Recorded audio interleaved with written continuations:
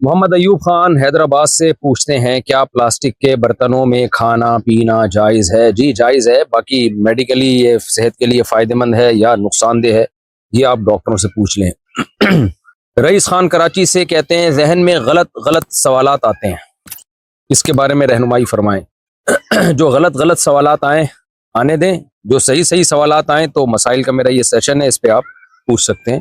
غلط آتے ہیں تو آنے دیں، وہ یہ وسوسے ہوتے ہیں، آتے ہیں اور چلے جاتے ہیں۔ سرفراز صاحب کہتے ہیں میرٹ انڈیا، سرفراز میرٹ انڈیا سے، نام سرفراز ہے، میرٹ انڈیا سے ہیں یہ۔ کیا پہلی بیوی کو بتائے بنا دوسری شادی کر سکتے ہیں؟ دیکھیں، 4 شادیاں ہوں یا 2 شادیاں ہوں، اللہ تعالیٰ نے ایک شرط بیان کی ہے کہ ان کے برابر کے حقوق پورے کرو۔ تو اگر آپ یہ کام کر سکتے ہیں تو آپ 2 یا 4 شادیاں کر سکتے ہیں، یہ کام نہیں کر سکتے تو نہیں کر سکتے آپ پھر شادیاں۔ بیوی کو بتائے بغیر بھی کر سکتے ہیں، بتا کے بھی کر سکتے ہیں، لیکن اصل بات یہ نہیں ہے کہ بتا کے کر رہے ہیں بغیر بتائے کر رہے ہیں۔ اصل آرڈر یہ ہے کہ آپ اس کے حقوق پورے کر رہے ہیں یا نہیں کر رہے، دونوں کے۔ میرے نانا کے 3 بیٹے ہیں، جب وہ فوت ہوئے تو انہوں نے اپنی جائیداد اپنے بیٹوں کے نام نہیں کری، یعنی جب نانا فوت ہوئے تو بیٹوں کے نام جائیداد نہیں کی۔ اب میرے تینوں ماموؤں کی شادی ہو چکی ہے، یعنی نانا کے تینوں بیٹوں کی شادی ہو چکی ہے، اور بڑے ماموں کی ایک بیٹی ہے، بڑے ماموں فوت ہو گئے۔ اچھا بھائی، یعنی نانا کے جو 3 بیٹے تھے ان میں ایک بیٹا فوت ہو گیا، اور اب ان کی بیٹی جائیداد میں حصہ مانگ رہی ہے، تو اس کا جائیداد میں حصہ ہوگا یا نہیں ہوگا؟ بالکل 100% ہوگا۔ وجہ اس کی یہ ہے کہ نانا کی جب ڈیتھ ہوئی تھی تو ان کی وراثت میں وہ تینوں بیٹوں میں تقسیم ہونی تھی، اب تقسیم نہیں ہوئی تو ان کا حصہ ختم نہیں ہوا اس سے، تو جس بیٹے کی ڈیتھ ہو گئی اس بیٹے کے حصے میں جو وراثت آنی تھی وہ وراثت اس بیٹے کے وارثوں کو چلی جائے گی، یعنی آپ کے ماموں کے وارثوں کو۔ تو آپ کے ماموں کے وارثوں میں آپ کی ممانی اور آپ کے ماموں کے بچے ہیں، تو اس کی تفصیل لکھ کے دیں گے تو میں بتا دوں گا کس کا کتنا حصہ ہے، لیکن بہرحال بیٹی کا حصہ ہے جائیداد میں۔ کیا آدمی اپنے پورے جسم کے بال نکلوا سکتا ہے؟ اگر وہ آدمی ہے تو اس کو ایسے کام کا شوق ہوگا ہی نہیں، اس لیے داڑھی کاٹنا تو بہرحال حرام ہے، ناجائز ہے۔ باقی پوری باڈی کے بال نکلوانے میں کچھ بال ایسے ہیں جو اللہ نے نکالنا ضروری قرار دیا ہے، زیر ناف بال اور بغلوں کے بال یہ کاٹنا فرض ہے، لازم ہے، اور مونچھیں تراشنا بھی لازم ہے۔ باقی بال کیوں نکلوا رہا ہے یہ دیکھا جائے گا۔ اگر اس کی نیت بری ہے، آج کل گے بھی آ گئے ہیں مارکیٹ میں بہت زیادہ، اور ان کو اپنی باڈی کو عورتوں کی طرح بنانے کا شوق ہے تاکہ ہم اٹریکٹیو نظر آئیں، تو اگر یہ نیت ہے تو حرام ہے، ناجائز ہے۔ اور اگر یہ نیت نہیں ہے تو کیا نیت ہے؟ وہ نیت بتائیں کہ کیا وجہ ہے بھئی، کیوں بلا وجہ اپنی باڈی کے بال، آج تک جو کام مردوں نے نہیں کیا وہ اب کیوں کرنے چلے ہیں؟ اس کی کوئی ویلڈ ریزن ہوگی تو اس پہ بات کی جا سکتی ہے، اس کے حلال یا حرام ہونے پر۔ اگر کوئی ویلڈ ریزن نہیں ہے تو پھر کیا ریزن ہے، کیوں کر رہا ہے یہ کام؟ اگر بچوں کے اسکول بیگ پر کارٹون یعنی آنکھیں بنی ہوئی ہوں تو کیا فرشتے نہیں آتے؟ صرف آنکھوں سے کچھ نہیں ہوتا، چہرے کی تصویر بنانا ناجائز اور حرام ہے۔ تو بچوں کے بیگ وہ لینے چاہیے جن پہ جاندار کے چہروں کی تصویریں نہ ہوں، اگر ہیں تو اس کو آپ مسح کر دیں۔ باقی فرشتے نہیں آتے تو حدیث میں آتا ہے کہ ان الملائکۃ لا تدخل بیتا فیہا صورت حیوان او انسان، جہاں بھی جاندار یا انسان کی تصویر ہو، مراد اس سے چہرے کی تصویر ہی ہے، تو وہاں پر فرشتے نہیں آتے، کیونکہ فرشتے گناہوں کی جگہوں پہ نہیں جاتے، برائیوں کی جگہوں پہ ہاں وہ فرشتے آتے ہیں جو عذاب والے فرشتے ہوتے ہیں۔ تو ہمیں نبی صلی اللہ علیہ وسلم کے حکم کو فالو کرنا ہے، قطع نظر اس سے کہ فرشتے آ رہے ہیں کہ نہیں آ رہے اس بحث میں پڑے بغیر۔ کسی نے شاہ اسماعیل شہید رحمۃ اللہ علیہ سے کہا، وہ کتا اٹھا کے ایک بندہ لے کے جا رہا تھا، تو شاہ اسماعیل شہید رحمۃ اللہ علیہ نے اس سے فرمایا کہ یہ تم نے کتا اٹھایا ہوا ہے، یہ تو شریعت میں کتا پالنا جائز نہیں ہے سوائے ضرورت کے۔ ضرورت کے لیے تصویر بھی بنا سکتے ہیں لیکن بلا ضرورت کی بات ہو رہی ہے، تو ضرورت کے لیے کتا پالنا قرآن میں اس کی اجازت ہے، تو بغیر ضرورت کے شوقیہ کتا پالنا اسلام میں جائز نہیں ہے۔ تو اس نے کتا پالا ہوا تھا، تو شاہ اسماعیل نے کہا کہ تم نے کتا پالا ہوا ہے، تمہیں پتہ نہیں ہے کہ جہاں کتا ہو وہاں فرشتے نہیں آتے؟ تو اس نے کہا اس لیے تو پالا ہے، وہ کوئی دہریہ تھا، ملحد تھا، طنز کیا اس نے، اس لیے تو پالا ہے کہ موت کا فرشتہ ہی نہیں آئے میری جان نکالنے۔ شاہ اسماعیل شہید رحمۃ اللہ نے فرمایا کہ جو فرشتہ کتے کی جان نکالنے آئے گا نا، تمہاری جان نکالنے بھی وہی آئے گا پھر۔ اچھا بھائی، کیا لڑکی اپنی ممانی کے بھائی سے نکاح کر سکتی ہے؟ جی کر سکتی ہے۔ دانش گھانوی انڈیا سے، کیا تیسری صف میں تکبیر پڑھنا جائز ہے؟ جائز ہے۔ مہوش زاہد آزاد کشمیر سے، کیا ویڈیو کال پر نکاح کرنا جائز ہے؟ دیکھیں ویڈیو کال پہ نکاح کا اگر صحیح طریقہ اختیار کیا جائے تو نکاح ہو جائے گا، غلط طریقہ اختیار کیا جائے تو نکاح نہیں ہوگا۔ ویڈیو کال پہ نکاح یا آڈیو کال پہ نکاح کا جائز طریقہ یہ ہے کہ نکاح نہ ہو، بلکہ دولہا یا دلہن قاضی کو جو نکاح پڑھا رہا ہے نا اس کو فون پہ اپنا وکیل بنا دے کہ جی نکاح آپ پڑھا دیں، آپ میری طرف سے قبول کر لیں، یعنی میں نے آپ کو اجازت دی ہے کہ آپ فلاں کا مجھ سے نکاح پڑھا دیں۔ تو پھر قاضی صاحب کیا کریں گے، جہاں نکاح ہو رہا ہے وہاں دو گواہوں کا فزیکلی موجود ہونا ضروری ہے، ویڈیو کال پہ موجود ہونے سے بات نہیں بنے گی۔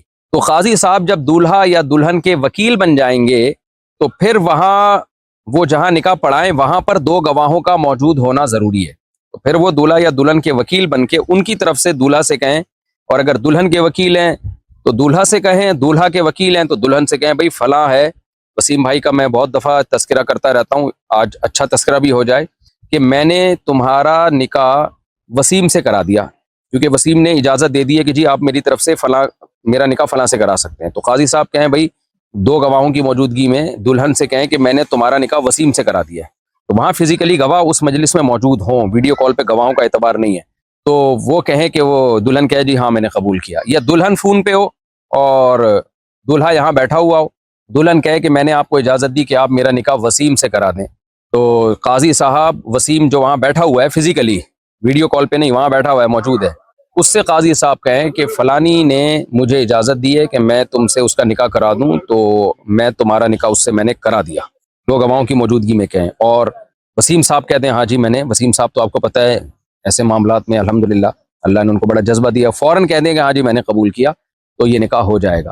یا دولہا دلہن دونوں ہی موجود نہیں ہیں، دونوں نے ہی قاضی کو وکیل بنا دیا، دونوں ویڈیو کال پہ الگ الگ ملکوں میں، تو پھر قاضی کیا کرے گا، دونوں کی طرف سے اجازت لے گا، بھائی مجھے اجازت دو کہ میں تمہارا نکاح فلاں سے کرا دوں، اور وہ اس سے اجازت لے کہ میں تمہارا نکاح فلاں سے کرا دوں، اور پھر دو گواہوں سے کے سامنے کہے جو فزیکلی قاضی کے پاس موجود ہوں، جو نکاح پڑھانے والا ہے نکاح خوان اس کے سامنے فزیکلی موجود ہوں، ویڈیو کال پہ نہیں، ان سے کہے کہ فلانی بنتے ڈمکانی کا نکاح میں نے فلانے بنتے ڈمکانے سے کیا، یہ دونوں گواہ ہیں اس پر، اس طرح سے نکاح ہو جائے گا۔ اتنی ٹینشن میں پڑھنے کے بجائے کسی عالم مفتی یا جو بھی نکاح کے مسائل جانتے ہیں ان کو بول دیا کریں، وہ ویڈیو کال پہ نکاح پڑھا دیں گے، یہ طریقہ اختیار کر کے۔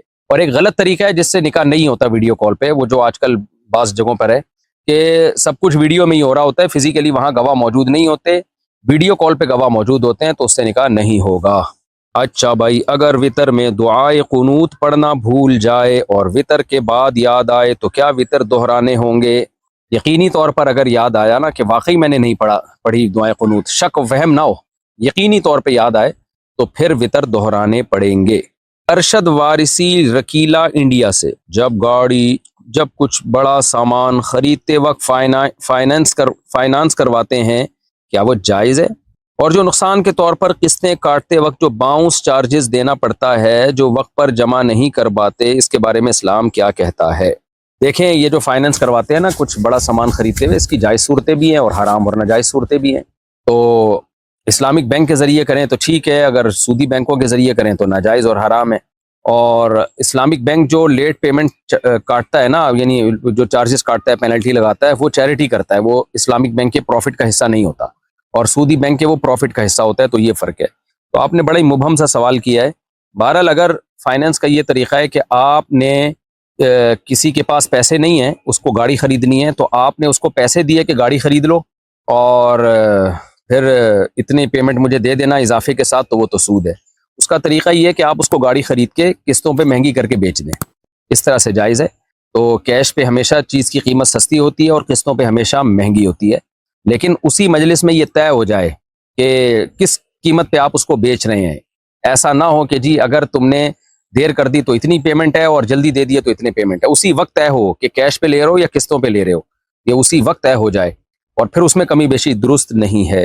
اور دوسرا، گاڑی پہ آپ کا قبضہ ہوگا، پہلے قبضہ کر کے پھر اس کو ہینڈ اوور کریں گے آپ۔ ارشد بھوپال انڈیا سے، جب کسی کا نقصان ہوتا ہے تو وہ یہ کہتا ہے کہ جان کا صدقہ مال، یہ بولنا کیسا ہے؟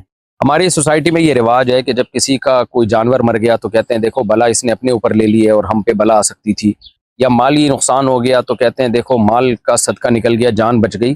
اس طرح کے الفاظ کا ہمیں صراحتاً قرآن و سنت سے کوئی ثبوت نہیں ملتا، البتہ اتنی بات ضرور ہے کہ نبی صلی اللہ علیہ وسلم نے ارشاد فرمایا کہ ایک مومن کو جب بھی کوئی تکلیف پہنچتی ہے تو یہ کسی نہ کسی حدیث کا مفہوم اپنے الفاظ میں پیش کر رہا ہوں، تو یہ کسی نہ کسی خیر کا پیش خیمہ ہوتی ہے، اس سے کوئی گناہ معاف ہو رہا ہوتا ہے یا کچھ بھی ہو رہا ہوتا ہے، کوئی خیر ہی ہوتی ہے اس میں۔ تو اس بات کا امکان بہرحال ہے کہ اللہ نے مالی نقصان کروا کے جانی نقصان سے بچا لیا ہو، ہم نے نہ وہ جانی نقصان آتا ہوا دیکھا نہ وہ مالی نقصان آتا ہوا دیکھا، تبھی تو یؤمنون بالغیب، قرآن کہتا ہے کہ اللہ کی باتوں کو بن دیکھے یقین کرتے ہیں۔ تو جب اللہ نے کہہ دیا اور اللہ نے اپنے نبی صلی اللہ علیہ وسلم کی زبان مبارک سے کہلوا دیا کہ ہر مصیبت میں کوئی خیر ہے، تو وہ خیر پھر کس طرح سے وہ اللہ ہی بہتر جانتا ہے، اس کے بدلے ہمارے گناہ معاف ہوتے ہیں، یہ تو یقینی ہے۔ یہ بھی ہو سکتا ہے کہ چھوٹی مصیبت میں ڈال کے اللہ بڑی مصیبت سے بچا لے، جیسے مرنے کے بعد کچھ لوگوں کو قبر کا عذاب ہوگا، لیکن وہ قبر کا عذاب ان کے لیے رحمت بنے گا، اس لیے کہ وہ بڑے عذاب سے ان کو بچا لے گا، میدان حشر کے اور جہنم کے عذاب سے اللہ چھوٹے عذاب دے کر ان کو بخش دیں گے۔ اور نبی صلی اللہ علیہ وسلم نے یہ بھی ارشاد فرمایا کہ دنیا میں کوئی مصیبت جب آتی ہے نا تو اللہ آخرت کے عذاب سے بچا لیتے ہیں، اس کو دنیا میں گناہوں کی سزا دے دیتے ہیں۔ تو اس لیے جب بھی کوئی مصیبت آئے تو ہمیں یہ سوچ کے صبر کرنا چاہیے کہ ہمیں تو یہ مصیبت لگ رہی ہے، لیکن اس مصیبت نے عین ممکن ہے ہمیں کسی بڑی مصیبت سے بچا لیا ہو، یہ بات درست ہے۔ اگر شوہر بیوی کو یہ کہے کہ اب تو نکاح ہو گیا، اب میں تمہیں طلاق دے دوں، اور بعد میں شوہر اس کو سمجھائے کہ اگر میں کہہ دیتا تو ہو جاتی، کیا اسے کہنے سے طلاق ہو جائے گی یا نہیں؟ نہیں ہوگی جی، لیکن ایسا شوہر پاگل ہے، کوئی اور مذاق کر لے بیوی کے ساتھ کہ اب تو شادی ہو گئی، اب میں تمہیں طلاق دے دوں، تو ڈاکٹر سے علاج کروائے اپنا۔ یہ طلاق کے الفاظ کو کھیل تماشے کی چیز نہیں بنانا چاہیے۔ اللہ نے جہاں بھی طلاق کے حکام بیان کیے ہیں وہاں یہ بھی فرمایا ہے کہ اللہ کی آیات کا مذاق مت بناؤ، تو اس لیے شوہر کو چاہیے کوئی اور مذاق کرے۔ یہ گھر میں طلاقوں کے تبصرے کرنا اور مذاق اور کھیل کی چیز بنانا یہ خاندانی لوگوں کی علامت نہیں ہوتی۔ کیا جس لڑکی سے زنا کیا جائے اس سے نکاح کرنا ضروری ہے؟ اگر لڑکا شادی نہ کرے صرف توبہ کر لے، یہ اس کے لیے صحیح ہے؟ بہت بڑا جرم ہے زنا کرنا، اس کو لوگوں نے بہت لائٹ لے لیا ہے، بہت ہلکا لے لیا ہے۔ اگر زنا ہلکا جرم ہوتا اللہ کی نظر میں تو قرآن یہ نہ کہتا کہ زنا کرنے والے مرد اور عورت کو چوک پہ کھڑا کر کے 100 کوڑے مارو پبلک کے سامنے۔ یہ حکومت کو حکم ہے، آپ خود نہ کر دیں۔ اور اگر میرڈ یعنی شادی شدہ زنا کرے تو اس کو سنسار کرنے کا، پتھروں سے مار کے ہلاک کرنے کا حکم ہے۔ اتنی بڑی سزا ہے، یہ بہت بڑا جرم ہے۔ لا تقربوا الزنا انہ کان فاحشہ، فرمایا زنا کے قریب بھی مت پھٹکو، یہ بہت بڑی بے حیائی ہے۔ زنا کرنا تو دور کی بات، قریب بھی مت جاؤ۔ تو اللہ نہ کرے کسی سے ہو گیا، وہ توبہ کرے، اس لڑکی سے شادی کرنا ضروری نہیں ہے۔ لیکن اگر اس لڑکی کو شادی کا دھوکہ دیا ہوا تھا، بعض بے غیرت ہوتے ہیں جو لڑکیوں کو شادی کا دھوکہ دے کے قریب کرتے ہیں پھر اس سے زنا بھی کر لیتے ہیں، تو پھر ایسے شخص کو چاہیے کہ جب ایک لڑکی کو کہ آپ نے اس کو جو ہے وہ اس کی پاک دامنی کو خراب کیا ہے آپ نے، تو پھر توبہ کی تکمیل کا تقاضا یہی ہے کہ اسی سے آپ نکاح کریں، کیونکہ اب وہ کسی اور کے نکاح میں جائے گی، دھوکہ ہوگا اس سے، وہ کنواری سمجھ کے نکاح کرے گا تو مسائل ہوتے ہیں۔ پھر وہ لڑکی کے دل میں بھی جذبات دوسرے شوہر کے لیے وہ نہیں بنتے جو پہلے آدمی کے لیے ہوتے ہیں۔ تو اس توبہ کی تکمیل کا تقاضا یہ ہے، توبہ تو ہو جائے گی، سچی توبہ اگر کر لی، اس لڑکی سے نکاح کرنا بہرحال ضروری نہیں ہے، لیکن کر لیا جائے اسے، جس کو اس کنڈیشن میں جو میں بتا رہا ہوں، جس کو دھوکہ دیا ہو۔ وقاص مردان سے کیا انشورنس حرام ہے جس میں میرا کام صرف معلومات دینا ہے؟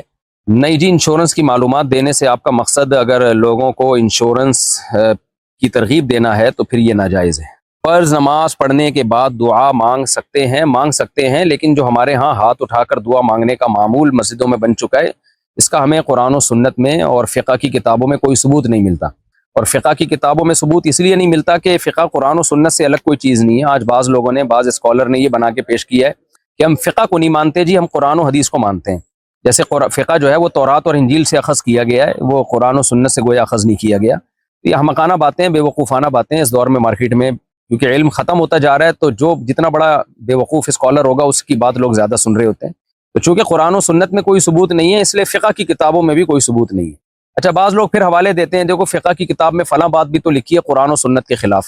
دیکھیں، فقہ کی کتابیں انسانوں نے لکھی ہیں قرآن و سنت سے اخذ کر کے، تو اس میں غلطی کا امکان بہرحال ہے، تو اس لیے فقہ کی ہر بات کو علماء نہیں مانتے ہیں، یہ بھی خوب سمجھ لیں۔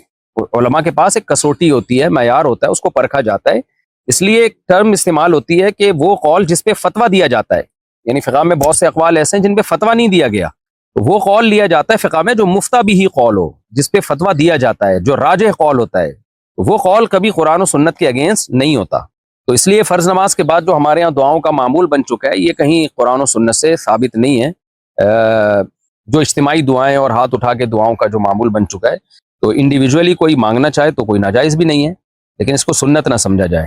سید اسد اللہ شاہ UAE سے، اگر ہم چند گھنٹوں کے لیے سفر میں جائیں اور وہاں باجماعت نماز ہو رہی ہو تو کیا ہمیں جماعت میں شریک ہونا چاہیے یا اپنی قصر نماز پڑھنی ہوگی؟ نہیں جناب، جماعت کی نماز نہیں چھوڑ سکتے۔ اگر کہیں سفر میں گئے، جماعت کی نماز ہو رہی ہے تو آپ پر لازم ہے کہ اس جماعت کی نماز میں شرکت کریں۔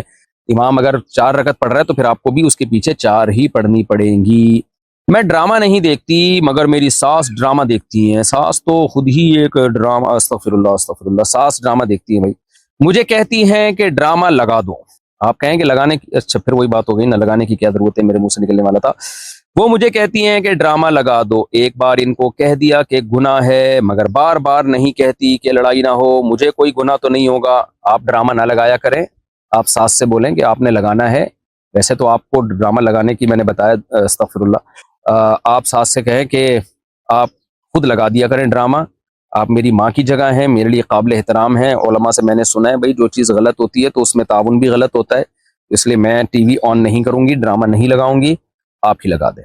اور اگر خدا نخواستہ ساس کا اتنا دباؤ ہو کہ بعض دفعہ بہت ہی بڑا ساسیں تماشا بنا لیتی ہیں کہ بہو نے فتویٰ کیوں دے دیا مجھے، یہ تو ہمیں بتائے گی حلال و حرام، تو ہمیں سمجھائے گی۔ بہت زیادہ کوئی مسئلے کا اندیشہ ہو، بہت زیادہ مار پیٹ کا یا کوئی جھگڑوں کا اندیشہ ہو تو پھر خود فیصلہ کریں کیا کرنا چاہیے۔ میں نے تو مسئلہ بتا دیا کہ جب گناہ ناجائز ہے تو گناہ میں تعاون بھی ناجائز ہے۔ اللہ ساس صاحبہ کو ڈراموں سے بچائے۔ معین خان مہاراشٹر انڈیا سے، فاتحہ کا پڑھا ہوا کھانا کیسا ہے؟ کھانا تو کوئی بھی کھانا جب تک حرام ہونے کی دلیل نہ ہو جائز ہے۔ اب سوال یہ نہیں ہے کہ فاتحہ کا پڑھا ہوا کھانا کیسا ہے، سوال یہ ہے کہ کھانے پہ فاتحہ پڑھنا کیسا ہے۔ تو کھانے پہ فاتحہ پڑھنے کو لوگ فضیلت والا عمل سمجھتے ہیں، نیکی کا عمل سمجھتے ہیں، جبکہ اس کا نیکی ہونا قرآن و سنت سے ثابت نہیں ہے۔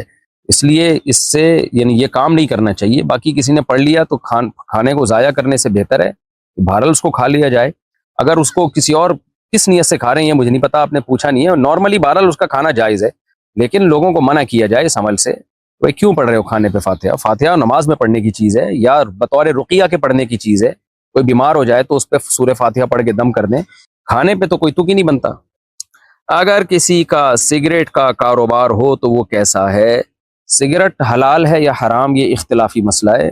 عرب علماء اس کو حرام اور ناجائز کہتے ہیں، دلیل یہ دیتے ہیں کہ یہ صحت کے لیے نقصان دہ ہے، اور قرآن مجید میں اللہ تعالیٰ کا حکم ہے کہ اپنے آپ کو اپنے ہاتھوں سے ہلاکت کے گڑھے میں مت ڈالو۔ خودکشی اسی وجہ سے تو حرام ہے نا کہ آپ لٹک جاتے ہیں، اپنے آپ کو مارتے ہیں۔ تو کہتے ہیں مارنے کی 2 قسمیں ہیں، ایک قسم یہ ہے کہ آپ کھمبے سے لٹک جائیں، ایک قسم یہ ہے کہ سگریٹ پھونک پھونک کے مار دیں اپنے آپ کو۔ جو ہمارے یہاں بر صغیر کے علماء ہیں، انڈیا پاکستان کے علماء، بنگلہ دیش کے علماء، برما کے علماء، ان کا موقف یہ ہے کہ حرام نہیں ہے، مکروہ ہے، ناپسندیدہ ہے، بری چیز ہے اور قابل تعریف نہیں ہے۔ ان کی دلیل یہ ہے کہ بھئی آپ اس کو بالکل اس خودکشی جیسے پہ قیاس نہیں کر سکتے، اس لیے کہ خودکشی میں موت تو 100% یقینی ہے اور نقصان بھی 100% یقینی ہے۔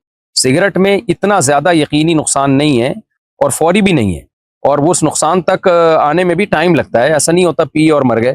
تو جو جس درجے کی ہو اس کو اسی درجے پہ ناجائز قرار دینا چاہیے نا۔ تو ایک موت کا طریقہ یہ ہے کہ زہر پی لیا، ظاہر ہے یہ 100% حرام ہے۔ ایک یہ کہ سگریٹ پی رہے ہیں تو اس کو بھی اگر بالکل حرام کا لفظ اس کے لیے استعمال کریں گے تو سگریٹ میں اور زہر میں کوئی فرق رہے گا ہی نہیں، حالانکہ دونوں میں بڑا فرق ہے۔ سگریٹ پینا اور زہر پینے میں بڑا فرق ہے، دونوں کے گناہ ہونے میں بڑا فرق ہے۔ تو اس لیے تھوڑا ہلکا لفظ استعمال کیا بر صغیر کے علماء نے کہ حرام نہ کہا جائے، اس کو مکروہ کہا جائے، ناپسندیدہ کہا جائے۔ لہذا اس کا کاروبار جائز ہونے کے باوجود ناپسندیدہ ہے، کوئی قابل تعریف کام نہیں ہے۔ آپ لوگوں کو کیا پلا رہے ہو؟ ہاں کوئی ایسا پیشنٹ ہو جس کو یقین ہو کہ میں نے سگریٹ نہیں چھوڑی تو اب میری موت یقینی ہے، ڈاکٹر بعض لوگوں کو کہہ دیتے ہیں کہ بیٹا اب آپ کا انا للہ و انا الیہ راجعون ہونے والا ہے، اور یہ پھونک رہے ہو نا جو آپ، یہ دھواں ہی بننے والے ہو تھوڑے دنوں میں آپ، تو ایسے شخص کے لیے پھر حرام اور ناجائز ہوگا۔ نارملی مکروہ ہے، ناپسندیدہ ہے، بچوں کو اس سے روکنا چاہیے، شریعت کے مزاج کے بالکل خلاف ہے، تو اس کا کاروبار بھی مکروہ ناپسندیدہ ہے، حرام نہیں ہے، ہماری یہی رائے ہے۔ ٹریجر NFT کے بارے میں تفصیل سے بتائیں۔ اس کے بارے میں مجھے ابھی ذہن میں نہیں ہے، ویسے بتا چکا ہوں میں، دوبارہ اس کی تحقیق کروں گا، مجھے اس وقت تحقیق ذہن میں ہے نہیں کہ یہ کیا ہے۔ وضو پورا ہونے سے پہلے ہی بار بار ٹوٹ جاتا ہے، کیا کریں؟ جو اتنا بیچارہ معذور ہو گیا ہو کہ وضو کے دوران ہی وضو ٹوٹتا رہتا ہو اس کا، اور تو اس پر میں ایک تفصیل سے کلپ ریکارڈ کروا چکا ہوں، آپ وہ دیکھ لیں کہ جس کو پیشاب کے بار بار قطرے آتے ہوں وہ وضو کیسے کریں. یہ آپ لکھیں گے نا، نیٹ پہ سرچ کریں گے میرا نام لکھ کے تو ایک کلپ آ جائے گا. تو وہ پھر معذور ہے ایسا شخص اور اس کے وضو کا کیا حکم ہے وہاں آپ ڈیٹیل سے دیکھ لیں. میری دادی کمزور ہیں، زمین پر نماز پڑھنے سے تکلیف ہوتی ہے، کیا وہ چارپائی پر نماز پڑھ سکتی ہیں؟ دیکھیں اگر دادی کھڑے ہو کر نماز پڑھ سکتی ہیں تو پھر کھڑے ہو کر نماز پڑھنا فرض ہے. تو اور اگر وہ کھڑے ہو کر نماز نہیں پڑھ سکتی تو بیٹھ کے نماز پڑھیں، تو پھر بیٹھ کے زمین پہ بھی پڑھ سکتی ہیں اور چارپائی پہ بھی پڑھ سکتی ہیں، کوئی حرج نہیں ہے. ایسا آدمی جو ہڈیوں اور اعصابی بیماری کی وجہ سے کمزور اور معذور ہو، اور وہ اچھا یہ جو دادی کے بارے میں پوچھا ہے نا، اگر وہ کھڑے ہو کے نماز تو پڑھ سکتی ہیں لیکن رکوع اور سجدہ پراپر وے میں نہیں کر سکتی، یعنی باقاعدہ جیسے ایک صحت مند آدمی رکوع اور سجدہ زمین پہ کر سکتا ہے اس طرح نہیں کر سکتی، تو بھی ان سے قیام معاف ہے، تو بھی وہ پھر چارپائی پہ بیٹھ کے نماز پڑھ سکتی ہے. ایسا آدمی جو ہڈیوں اور اعصابی کمزوری کی وجہ سے معذور ہو اور وہ نماز کا پکا پابند ہو، تہجد بھی پڑھتا ہو، اسے رات کو احتلام ہو جائے تو فجر کیسے پڑھے؟ صبح کے وقت اس کے جسم میں اکڑاؤ اور کھچاؤ ہوتا ہے، وضو کرنا بھی مشکل ہو تو صبح غسل کیسے کرے؟ جبکہ گرمیوں میں جسم پر پانی ڈالنے سے کانپ اٹھے، کیا ایسا کر سکتا ہے کہ نماز چھوڑ دے؟ 9-10 بجے غسل کر کے قضا پڑھ لے، یا ایسا طریقہ بتائیں کہ نماز بھی نہ چھوٹے اور غسل بھی ہو جائے؟ بھائی اگر واقعی بیچارہ کوئی بیمار ہے، معذور ہے، گرم پانی سے بھی غسل کرنے سے اس کی صحت کو نقصان پہنچ رہا ہے، تو پھر وہ معذور ہے، تیمم کر کے نماز پڑھ لے. نماز چھوڑنا جائز نہیں ہے بھائی صاحب. میں اسکول میں ظہر کی نماز پڑھتا ہوں تو میری کلاس نکل جاتی ہے، کیا میں 4 رکعت سنت چھوڑ سکتا ہوں؟ ظہر کی 4 رکعت سنت مؤکدہ ہیں، ڈیلی بیسس پہ ان کو چھوڑنا ٹھیک عمل نہیں ہے. تو کلاس اگر نکلتی ہے تو آپ مختصر پڑھ لیں وہ سنتیں، اور پھر بھی اگر آپ کا پڑھائی کا بہت نقصان ہو رہا ہے تو پھر بعد میں پڑھ لیں، یعنی ظہر کی فرض نماز پڑھ لیں اور یہ 4 سنتیں کلاس کے بعد پڑھ لیں. آپ وقت کے اندر ٹائم تو رہتا ہے. عاصم مہاراشٹر انڈیا سے، میرا ولیمہ ہے اور میرے دوست چاہتے ہیں کہ وہ میری شادی میں، یہ کیا بجائیں بھائی؟ مارفا بجائیں؟ مارفا کیا ہوتا ہے؟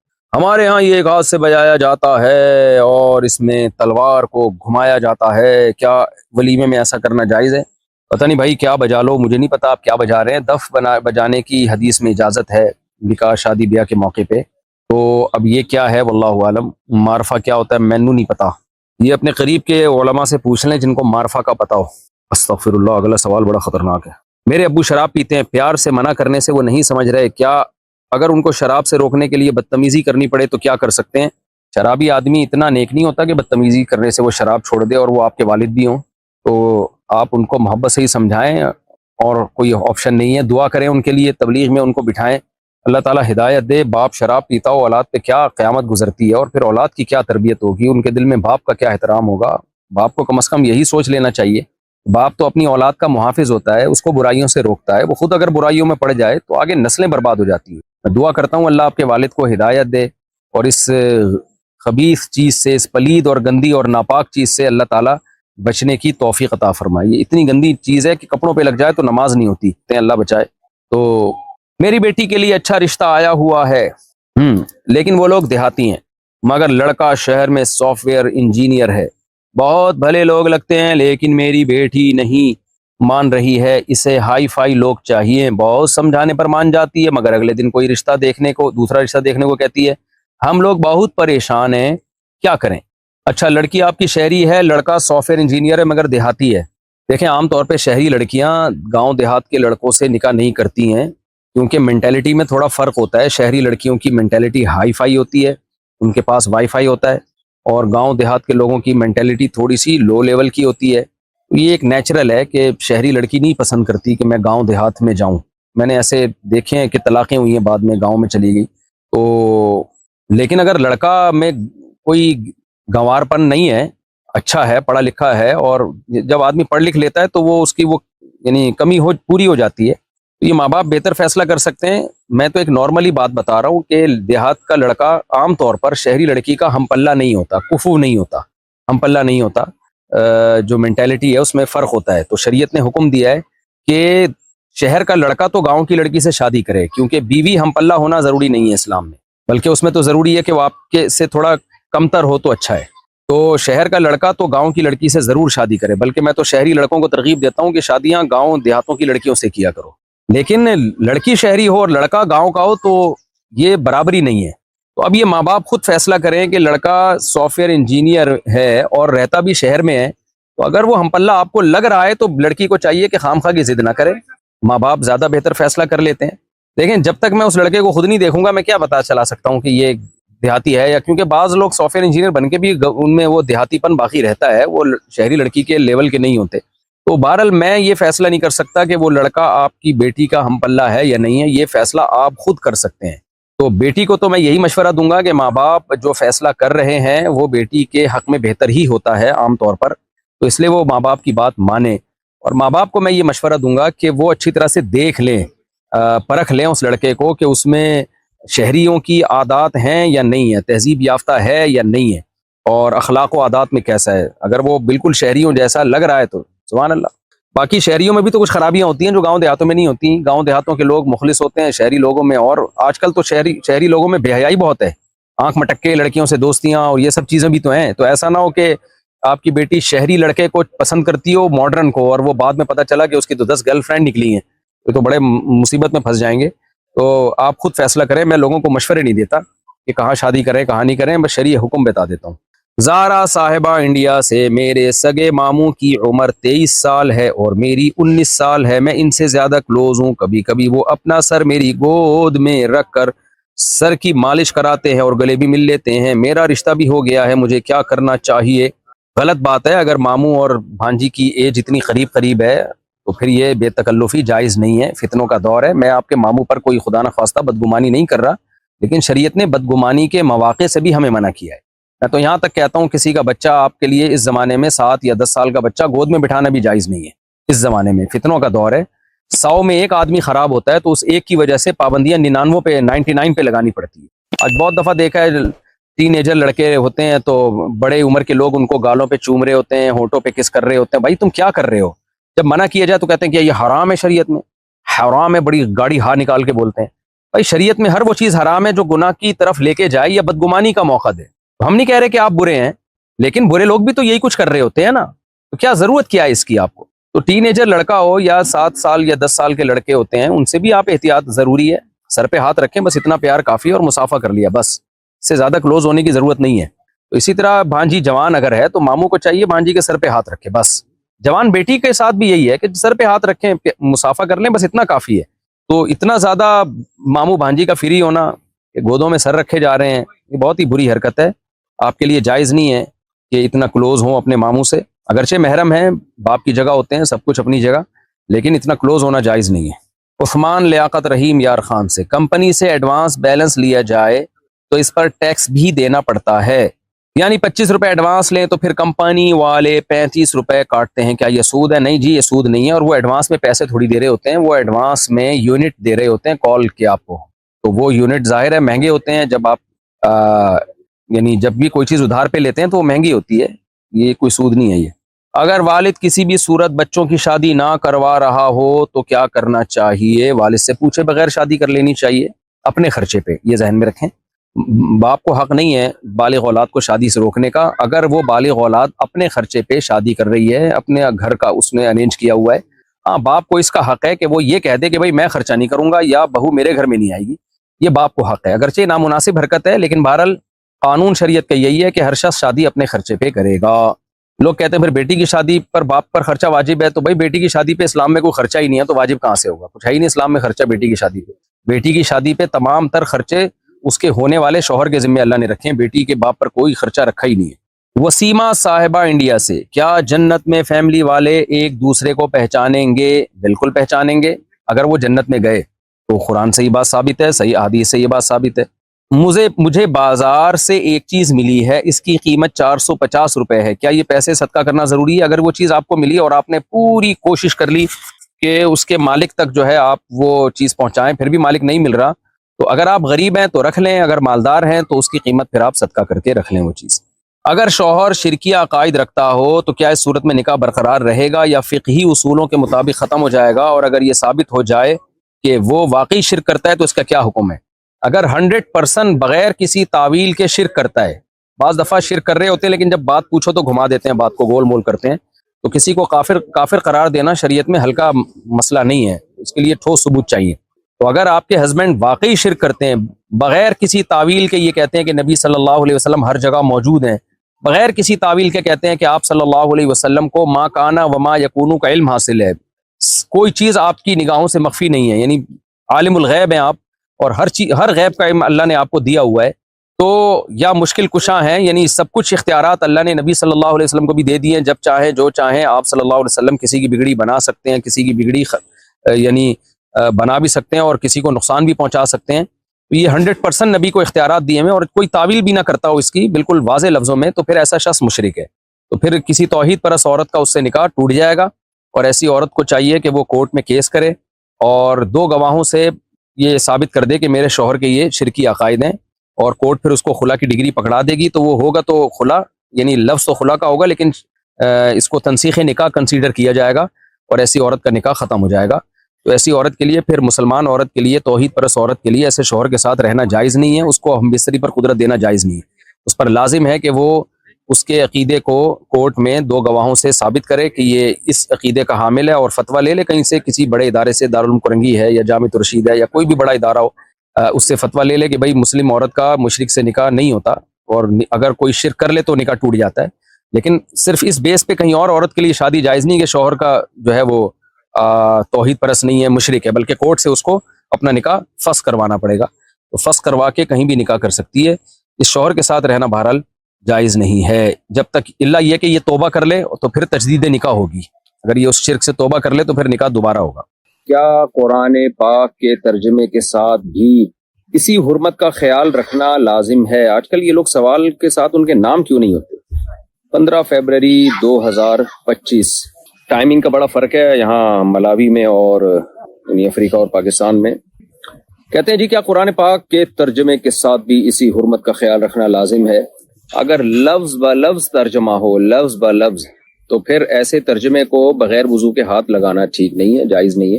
باقی پڑھ سکتے ہیں اور اس کا بھی احترام، یعنی کسی پرچی پہ اگر صرف ترجمہ لکھا ہوا ہے اور لفظ ب لفظ ترجمہ ہے تو اس کا بھی احترام لازم ہے. مفتی صاحب مجھے بیماری ہے کہ 15 سال سے میری ناک بند ہے. تو جب غسل کرتا ہوں تو ناک کی نرم ہڈی تک پانی نہیں پہنچ پاتا، کیا اس طرح سے میرا غسل ہو جائے گا؟ جتنی بھی ناک بند ہو، نرم ہڈی تک پانی پہنچانا پھر بھی آسان رہتا ہے. لوگوں کو بعض دفعہ وہم ہو جاتا ہے، ناک بند بھی ہو تو بھی پانی آرام سے پہنچتا ہے. آپ یوں کر کے پانی لے کے جائیں، تھوڑا سا ایسے کریں، پہنچ جائے گا پانی. بہت زیادہ اندر گھسیٹنے کی کوشش نہ کریں، تو یہ نارملی آرام سے پہنچ جاتا ہے. جتنا آرام سے آپ پہنچا پا رہے ہیں بس وہی، اسی سے غسل فرض ادا ہو جائے گا. انڈیا سے کسی نے پوچھا ہے، میں بچوں کو قرآن پڑھاتی ہوں، بچے کبھی کبھی مد کو کھینچ لیتے ہیں. بچے تو کھینچا تانی میں لگے رہتے ہیں، آپ کو پتہ ہے، اور کبھی نہیں کھینچتے. تو اس صورت میں کیا عورتوں کا قرآن پڑھانا غلط مانا جائے گا؟ نہیں بھئی، بچے ان کو پتہ چل جائے کہ مد کیسے کھینچا جاتا ہے، اتنا کافی ہے. نہ کھینچیں تو مد کی 2 قسمیں، ایک مد واجب اور ایک مستحب ہوتا ہے، واجب نہیں ہوتا. تو جو واجب مد ہے جو اکثر موٹا سا ڈلا ہوا ہوتا ہے، ایک ہی کلمے کے اندر جب مد کے بعد حمزہ آ رہا ہو نا تو وہ مد لازم ہوتا ہے. جیسے اولئک، اب ایک ہی کلمہ ہے نا، وجاء رجل من اقصى المدینہ، جاء میں حمزہ الف کے بعد آ رہا ہے، یعنی حروف مدہ کے بعد آ رہا ہے اور اسی کلمے میں، تو ایسا مد لازم ہوتا ہے. اور ایک ہوتا ہے کہ حمزہ اگلے کلمے میں آ رہی ہے تو پھر وہ مد لازم نہیں ہوتا. تو آپ یہ بچوں کو فرق بتا دیں اور کھینچ لیں گے انشاءاللہ. کوئی اتنی بڑی ٹینشن کی بات نہیں ہے. فجر اور عصر کی نماز کے بعد سنتیں نہیں ہوتی تو پھر دعا میں شریک ہونا کیسا ہے؟ کیا مطلب؟ دعا ایک الگ چیز ہے بھائی، سنتیں الگ چیز ہیں. دعا پر تو کسی بھی وقت پہ پابندی نہیں ہے، دعا کے لیے کوئی مکروہ وقت نہیں ہے، البتہ نماز کے لیے مکروہ اوقات ہیں. تو دعا میں شرکت جائز ہے. البتہ فرائض کے بعد جو اجتماعی دعا ہمارے ہاں بر صغیر پاک و ہند میں جو رواج چل پڑا ہے، اس کا ہمیں ثبوت نہیں ملتا نبی صلی اللہ علیہ وسلم سے. اچھا بھائی، LIC جائز ہے یا نہیں؟ اس کی تحقیق کروں گا. یہ ہے کیا؟ میں اسکرین شاٹ لے لیتا ہوں اس کا تحقیق کرنے کی نیت سے، تو اس کی میں انشاءاللہ تحقیق کروں گا. یہ میں نے اسکرین شاٹ لے کے اس کا سیو کر لیا ہے. اچھا بھائی، علی الخطاط دبئی سے، میرا کام اسلامک خطاطی کرنا ہے. Very good. لیکن کبھی کبھی کچھ کلائنٹس مجھے پینسل ایکسچینج یعنی تصویر بنانے کا کام دیتے ہیں. پینسل ہے کیا لفظ ہے یہ؟ بہرحال آپ ہی جانتے ہوں گے. یعنی تصویر بنانے کا کام دیتے ہیں، تو انسانی تصویر بنانا میرے لیے جائز ہوگا یا نہیں؟ اور اگر جائز نہیں تو ڈیجیٹل تصویر جائز کیسے ہے؟ ہاتھ سے جاندار کے چہرے کی تصویر بنانا بلا ضرورت شدیدہ یہ ناجائز اور حرام ہے، تو آپ نہیں بنا سکتے۔ ڈیجیٹل تصویر اس لیے جائز ہے کہ وہ تصویر محرم کے حکم میں داخل ہی نہیں ہے، کیونکہ تصویر ذات قرار چیز کو کہتے ہیں جس کو کوئی قرار ہو، اور یہ جو ڈیجیٹل تصویر ہے یہ قرار والی چیز نہیں ہے، تو نہ نبی صلی اللہ علیہ وسلم کے دور میں یہ تھی، نہ اس کے بارے میں ہمیں اس کے ناجائز یا جائز ہونے میں حکم ملتا ہے۔ جب تک ناجائز ہونے کی دلیل نہیں ہو تو الاصل فی الاشیاء الاباحہ، اس طرح کی چیزوں میں اصل اباحہ ہی ہے، جواز ہی ہے۔ تو آپ دیکھیں نا، جتنا تصویر کو قرار ہوتا چلا جائے گا اتنا زیادہ تصویر حرام ہوتی چلی جائے گی۔ یہی وجہ ہے کہ سب سے زیادہ حرام مجسمہ ہے، آپ جاندار کا پتلا نہیں بنا سکتے، کیونکہ وہ ذی ظل ہے، یعنی سائے والی چیز جس کا باقاعدہ سایہ پڑتا ہو، تو وہ سب سے زیادہ حرام ہے۔ اس سے کم درجے کی ہے جو ہاتھ سے بنائی ہوئی تصویر ہے، اس میں مزاحات لخلق اللہ ہے، جو آپ کسی کاغذ پہ بناتے ہیں، تو نبی صلی اللہ علیہ وسلم کی بہت شدید وعید ہے اس بارے میں، یضاہئون بہ خلق اللہ، کہ یہ اللہ تعالیٰ قیامت میں کہیں گے اس میں جان بھی ڈالو۔ تو یہ جب بنانا ہاتھ سے، یہ پرنٹڈ تصویر جائز نہیں ہے۔ اس سے کم درجے کی وہ ہے جو کیمرے سے بنائی گئی ہو لیکن پرنٹ نکال لیا گیا اس کا، اس میں قرار تو ہے لیکن مزاحات کا عنصر اس میں کم ہو جاتا ہے، یعنی اس میں آپ کی صنعت سازی کا دخل نہیں ہے، بلکہ وہی جو اللہ کی بنائی ہوئی تصویر ہے، بالکل وہی جو ڈیجیٹل کیمرے میں جو شعاعیں انسان کی باڈی سے جو روشنی ٹکرا کے آتی ہے اسی کو اس نے سیو کیا ہے، تو اس لیے اس میں اختلاف ہے، وہ اور زیادہ کم درجے کی ہے۔ بہرحال ہماری نظر میں وہ بھی ناجائز ہے کیونکہ قرار والی تصویر ہے وہ۔ اور آخری درجے کی، سب سے کم درجے کی یہ رہ جاتی ہے جو ڈیجیٹل ہے، جو ڈیجٹ فارم میں ہوتی ہے، اس کا کوئی قرار ہی نہیں ہوتا۔ موبائل کی بیٹری بند ہوئی تو یہ تصویر بھی غائب ہو گئی، اور یہ تصویر کی شکل میں آپ کی ہارڈ ڈسک میں یا میموری کارڈ میں سیف بھی نہیں ہوتی، یہ ڈیجٹ فارم میں ہوتی ہے، 0101 کی فارم میں ہوتی ہے، اور تو اس پہ وہ احکام جاری نہیں ہوں گے۔ تو اس لیے اگرچہ یہ بھی اختلافی مسئلہ ہے لیکن ہماری نظر میں یہ جائز ہے، اور ویسے بھی اس سے بچنا ممکن بھی نہیں ہے۔ تو جب کسی چیز میں ابتلا بہت زیادہ ہو جاتا ہے تو شریعت میں اس میں بھی، اور وہ اتفاقی طور پر حرام نہ ہو، جیسے شراب میں اگر ابتلا بہت زیادہ ہو گیا تو وہ حرام ہی رہے گی، سود میں اگر بہت زیادہ لوگ مبتلا ہو گئے تو بھی حرام ہی رہے گا، شرک ساری دنیا بھی کرنے لگے تو حلال نہیں ہو جائے گا شرک۔ لیکن کچھ چیزیں اختلافی ہیں، اسلاف سے ہی اختلافی چلی آ رہی ہیں، تو ان میں جب ابتلا بہت زیادہ ہو جاتا ہے تو اس میں پھر گنجائش ویسے ہی نکلتی ہے۔ تو یہ جو ڈیجیٹل تصویر ہے، اس میں کیونکہ اس کے فوائد بھی بہت زیادہ ہیں اور اس سے بچنا ممکن بھی نہیں ہے، اور اس کے ناجائز ہونے میں بہت ساری آراء ہیں، بہت سارے متدین پرہیزگار علماء بھی اس کو جائز کہتے ہیں۔ تو ایسا نہیں ہے کوئی اتفاقی طور پر حرام ہوئی ہے، بلکہ وہ علماء جو واقعی اللہ کا خوف رکھتے ہیں، اباحت پسندی کے قائل نہیں ہے کہ بس ہر چیز کو جائز قرار دینا ہے، اس طرح کی ان کی سوچ نہیں ہے۔ تو دلائل میں غور و فکر کرنے کے بعد انہوں نے اس کی اجازت دی ہے، اور اس کے بارے میں حکم یہی دیا ہے کہ یہ اس تصویر میں داخل ہی نہیں ہے جس کے بارے میں نبی صلی اللہ علیہ وسلم کی شدید ترین وعید ہیں۔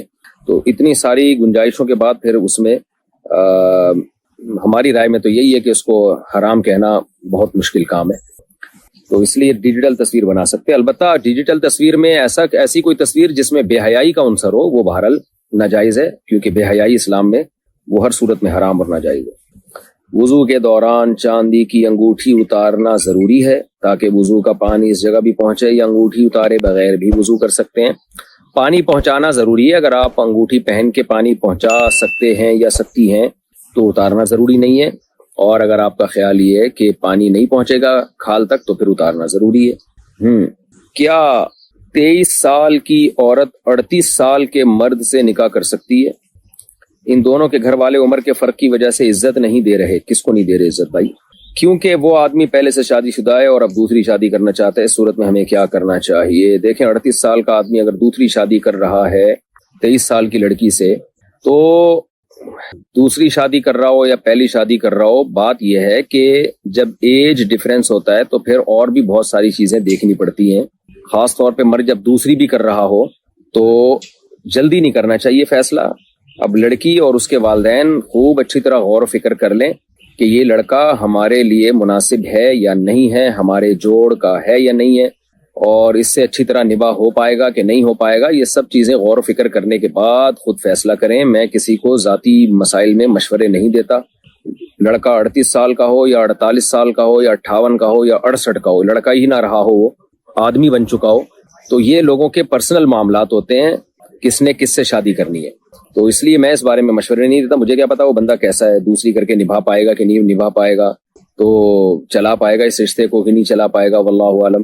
ہاں ایک بات جس کا شریعت سے تعلق ہے وہ میں آپ سے عرض کر دیتا ہوں کہ میرے جب سے بیانات 4 شادیوں پہ جانا شروع ہوئے اور ترغیبات شروع ہوئی تو کچھ چیزیں میرے سامنے آئی ہیں جن کی اصلاح بہت ضروری ہے۔ مثال کے طور پر ایک لڑکی نے شادی کر لی کسی لڑکے سے اور دوسری بیوی بن گئی، اب وہ ٹائم نہیں دے رہا اور لٹکا رہا ہے اور برابری نہیں کر رہا، اور جب اس کے خاندان کی طرف سے بہت دباؤ آیا تو چھوڑنے چھاڑنے کی باتیں بھی کر رہا ہے، لڑکی بہت ڈپریشن میں چلی گئی۔ میرے سامنے کیس آیا تو پتا چلا کہ جی لڑکی نے اس سے دوسری شادی اس لیے کی، یعنی اس کی دوسری بیوی اس لیے بنی کہ میرے بیانات لڑکی نے سنے ہوئے تھے کہ 4 شادیوں کو پروموٹ کرنا چاہیے، تو اس لیے لڑکی اس کی دوسری بیوی بن گئی۔ یہ بہت پرلے درجے کی حماقت ہے۔ 4 شادیوں کو پروموٹ کرنے کا یہ مطلب نہیں ہے کہ آپ کے لیے کوئی دوسری شادی کا پیغام بھیج رہا ہے تو بس آپ اس بیس پہ کر لیں کہ دوسری کر رہا ہے اور ہم نے 4 شادیوں کو سوسائٹی میں پروموٹ کرنا ہے۔ تو بھائی 4 شادیوں کو تو پروموٹ کرنا ہے، اچھی بات ہے، لیکن یہ مرد کے کرنے کا کام ہے نا۔ لڑکی تو اپنے لیے بہتر سے بہتر ہی سوچے، اس کو اگر کوئی کنوارا چھڑا چھاٹ مل رہا ہے اچھا تو وہ کنوارے سے کرے، وہ کیوں دوسری والے سے کر رہی ہے؟ یہ کہیں اور ٹرائی کر لے گا۔ اور اگر آپ کا خیال ہے کہ یہ دوسری والا بہتر ہے میرے لیے اور مجھے اس سے اچھا کنوارا نہیں مل سکتا، تو بھی اس میں ایک اہم بات یہ ہے کہ پھر آپ یہ بھی تو دیکھیں 2 کرنے کے بعد یہ نبھا پائے گا کہ نہیں پائے گا۔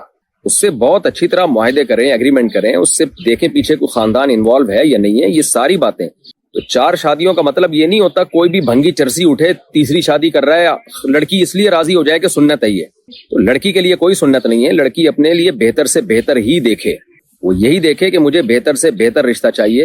اور کنوارا ظاہر ہے 2 شادیوں والے سے عام نارملی وہ اس کے لیے حقوق کا ادا کرنا آسان ہوتا ہے، کسی کنوارے کے لیے ایک بیوی کے حقوق ادا کرنا آسان ہوتا ہے، تو لڑکی نے اپنے لیے بہتر سے بہتر ہی دیکھنا ہے، اس نے بھی اس کے والدین نے بھی۔ ہاں بعض دفعہ ایسے ہوتا ہے کہ لڑکی والوں کو اندازہ ہوتا ہے کہ بھائی ہمارے پاس کنوارے رشتے بھی ہیں لیکن یہ دوسری شادی والا ان کنواروں سے بہتر ہے۔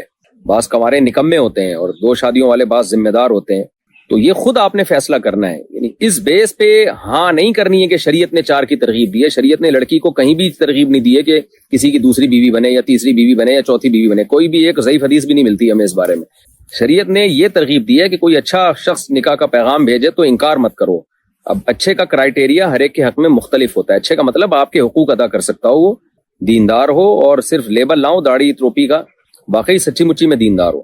آج کل عاملوں نے الو بنانا شروع کیا ہوا ہے، جو روحانی ڈرامے باز ہیں نا، خلافتیں لے کے گھوم رہے ہوتے ہیں بزرگوں سے اور تعویذ گنڈوں کا بزنس کر رہے ہوتے ہیں، ان حرام خوروں نے بہت گند کیا ہوا ہے۔ اتنے چہرے پہ ان کی بڑی بڑی داڑیاں اور سفید پگڑیاں اور چہرے پہ ایسا لگتا ہے بغیرتوں کے جیسے نور کی پوری بالٹیاں اڈیل دی ہے بغیرتوں نے۔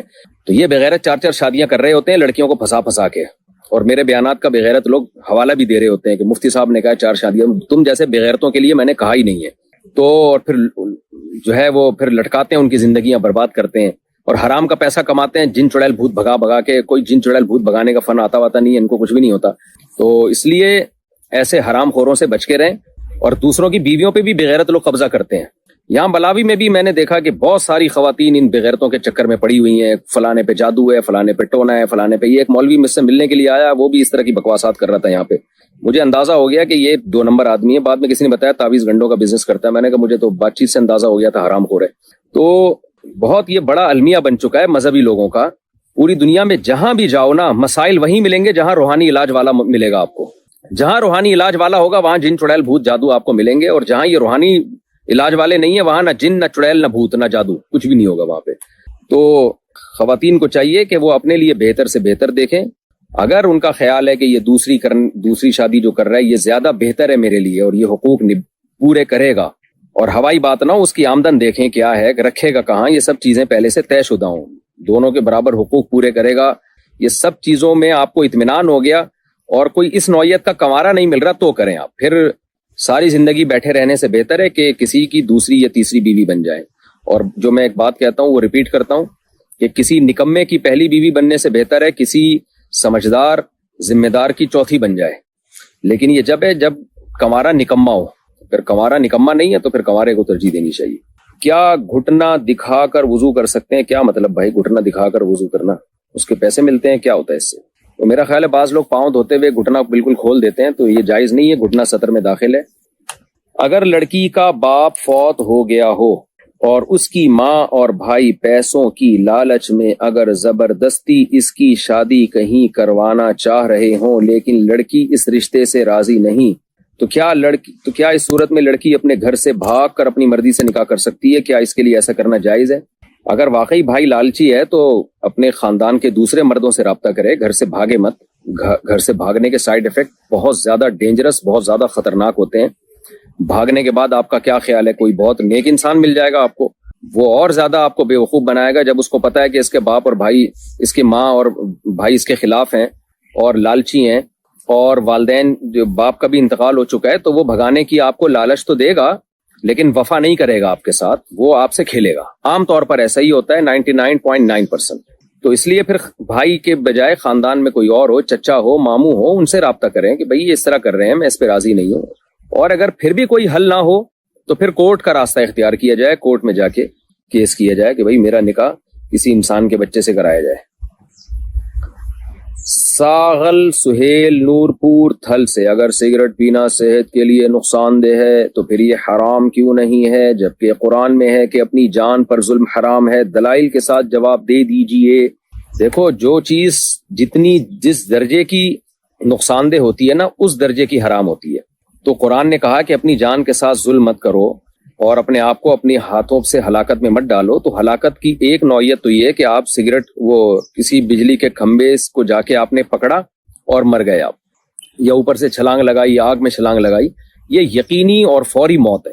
دوسرا یہ کہ آپ نے زہر پی لیا، 1 گھنٹے میں آپ مر گئے، تو یہ تو یقینی چیز ہے۔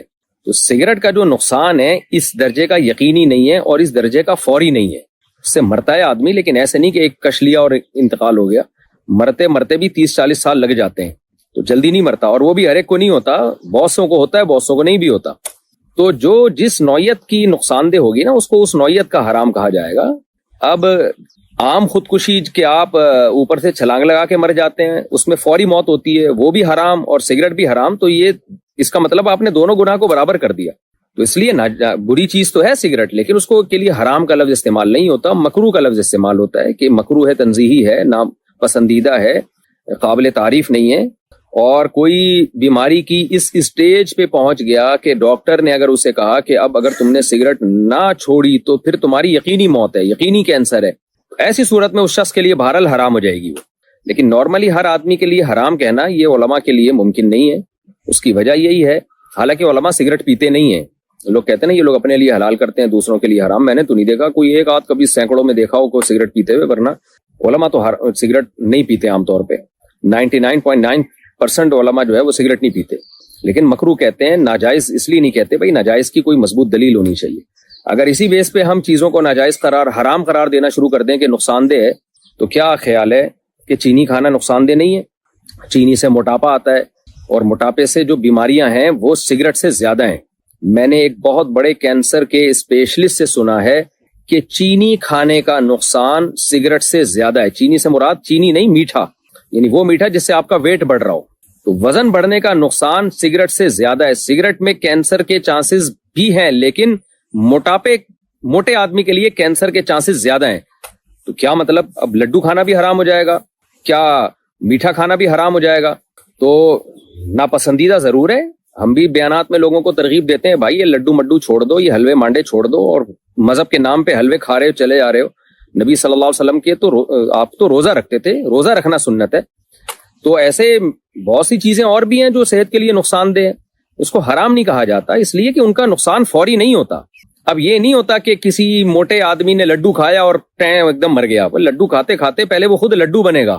جب آپ لڈو کھانا شروع کرتے ہیں تو پہلے آپ کو فطرت ٹائم دیتی ہے لڈو بننے کا، آپ خود گول مٹول ہو جائیں گے لڈو کی طرح، اس کے بعد بھی پھوڑتے رہیں گے تو ایک دن دھماکے سے پھٹ جائیں گے۔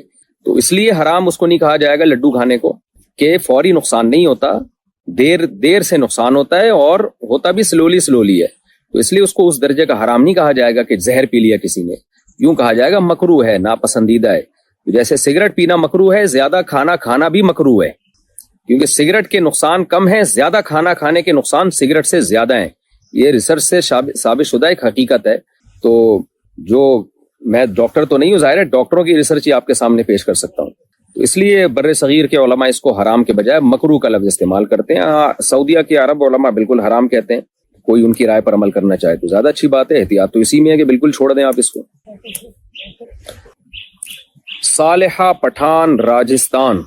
راجستھان میں تو پٹھان نہیں ہوتے، میں نے سنا ہے راجستھان میں تو سردار لوگ ہوتے ہیں. بہرحال محرم میں جو حلیم بنتا ہے کیا وہ کھانا جائز ہے؟ نہیں، جائز نہیں ہے، کیونکہ بدعت کی تائید ہے. مذہب کو حلوے مانڈے اور دیگوں کا مذہب بنا دیا ہم لوگوں نے. اسلام روزوں کا مذہب ہے، کثرت سے روزے رکھیں. سیدنا حسین ابن علی رضی اللہ عنہ سید الشہداء سید شباب اہل الجنہ، ان کا تو 9 محرم کو روزہ تھا اور روزے کی حالت میں آپ شہید ہوئے. 10 محرم کو روزہ تھا، روزے کی حالت میں آپ شہید ہوئے. اور ہمارے یہاں حلوے مانڈے اور حلیم اور کھانے پینے پھوڑے جاتے ہیں، تو شرم ویسے بھی آنی چاہیے بہت زیادہ کہ کربلا میں لوگ بےچارے بھوکے پیاسے ان کو شہید کر دیا گیا، اور یہاں پر جو ہے ان کی یاد میں حلیم پھوڑے جا رہے ہیں. اگر والدین اپنی بیٹی کو اس کے حصے کی زمین نہ دے رہے ہوں تو کیا لڑکی قانون کی مدد سے وہ زمین لے سکتی ہے؟ کیا یہ کرنا اس کے لیے جائز ہے؟ دیکھو، والدین کی زندگی میں کوئی وراثت نہیں ہوتی، کسی کا حصہ نہیں ہوتا. والدین کے مرنے کے بعد ان کی وراثت اولاد میں تقسیم ہوتی ہے. تو باپ یا ماں کا انتقال ہو جائے اور اس کی وراثت پھر بھائی بیٹیوں کو نہ دے رہے ہوں تو پھر اس میں بیٹی کے لیے کیس کرنا بالکل جائز ہے کہ وہ اپنا حصہ لے. اور زندگی میں والدین کا ہی ہے سب کچھ. اگر وہ نہ دینا چاہیں تو شریعت ان کو حکم تو دیتی ہے کہ اولاد میں برابری کریں. بلکہ زندگی میں تو اتنی برابری ضروری ہے کہ بیٹی کو بھی اتنا ہی حصہ دینا پڑے گا جتنا بیٹے کو دیا جا رہا ہے. برابری ہے. ہاں، ضرورت کی وجہ سے، دینداری کی وجہ سے کسی میں کمی بیشی کر لیں تو ایک الگ بات ہے. تو اگر زندگی میں والدین کسی کو وراثت سے محروم کر دیں تو والدین کے لیے یہ چیز برائی کا ذریعہ ہے. نبی صلی اللہ علیہ وسلم کی شدید وعید ہے اس بارے میں، لیکن اس پہ کیس نہیں کیا جا سکتا، کیونکہ جب تک آپ زندہ ہیں آپ کو اپنی ملکیت پہ شریعت نے تصرف دیا ہے کہ آپ جس کو جو چاہیں دے دیں، آپ ہینڈ اوور کر دیں، اس کو مالک بنا دیں. تو اس میں دیانتاً تو یہ جرم ہے، یعنی اللہ کی نظر میں تو جرم ہے، لیکن دنیا کے قانون جو شریعت کا ہے، وہ دنیا کی حد تک جو قانون ہے وہ یہ کہ آپ کی یہ ملکیت نافذ ہو جائے گی اور کسی کو اس پہ اعتراض کا زبردستی یعنی چھیننے کا حق نہیں ہوگا. ایک آدمی کے پاس 1 کروڑ روپے ہیں، باپ کے پاس، وہ سارے پیسے ایک بیٹے کو دے دیتا ہے تو غلط کیا اس نے. نبی صلی اللہ علیہ وسلم نے فرمایا اولاد میں برابری کرو. غلط تو کیا، لیکن یہ نہیں ہو سکتا کہ دوسری اولاد پھر وہ کیس کر دے باپ کے خلاف کہ اس نے 1 کروڑ اس کو دیا تو آدھے مجھے دے. زندگی میں باپ کا ہے یا ماں کا ہے، جو کچھ ہے وہ جس کو چاہیں دیں. ہاں، غلط کیا انہوں نے، برا کیا انہوں نے، تو گناہ ہونا، غلط ہونا، برا ہونا ایک الگ بات ہے، لیکن دنیا میں نافذ ہو جائے گا وہ فیصلہ. ہاں، دنیا سے جانے کے بعد کیونکہ وہ ان کا رہتا نہیں ہے، وہ وارثوں کا ہو جاتا ہے، تو پھر بیٹی اپنا حق زبردستی کیس کر کے وصول کر سکتی ہے. کر سکتی کیا ہے، کرنا چاہیے اس کو. بلکہ اگر ہم مرنے کی حالت میں ہیں تو کیا اپنے اعضاء کسی کو صدقہ کر سکتے ہیں؟ کیا تاکہ کسی ضرورت مند کی ضرورت پوری ہو سکے؟ نہیں کر سکتے.